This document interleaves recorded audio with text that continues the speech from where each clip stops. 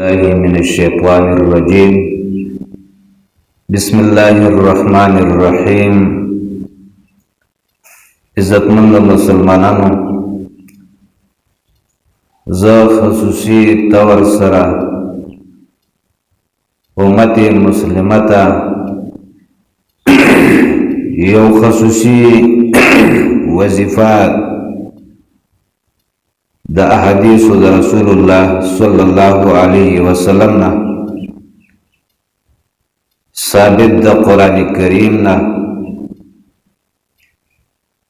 مسلمانان په ډېر لاعلاجه بیمارو کې پریشانو کې مختلفو مشکلاتو کې گرفتار دي.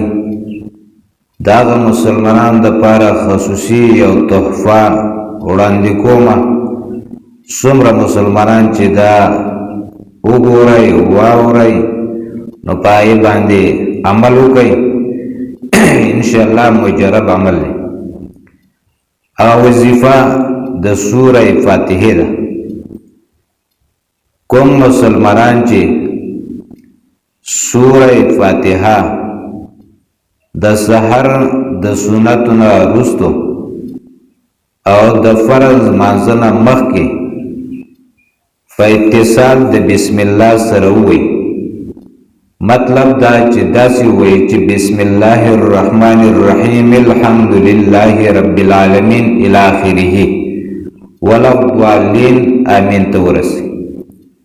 او دا یو سوال خورځي دا وظیفه پوره کی، الله پاک با یعنی دی مسلمان ته او یو حاجت وسره شرعیه پزړه کې ونسی، نو دی مسلمان هغه حاجت به الله په یو سل ختمه ورځ پوره کوي چې کوم یو حاجتي خو چې حاجت شرعي وي.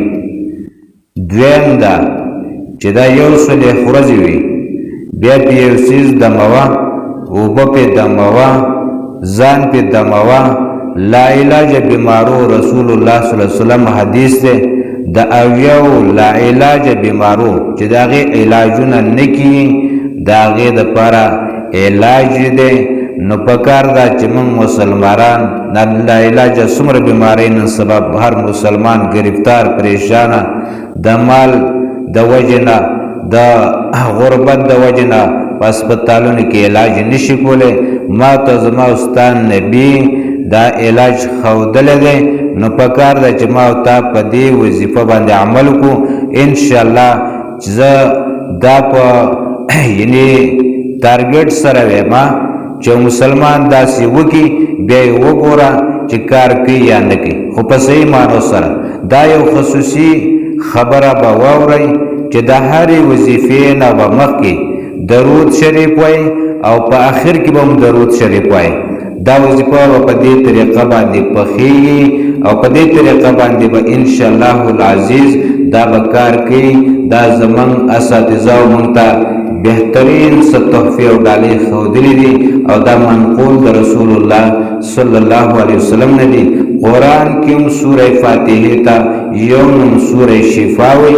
نو ځکه مسلمانانو صرف د الله د رضا لپاره تاسو ته مې دا وظیفه وښوده، عمل پې وکئ او ځان پې وکړوئ.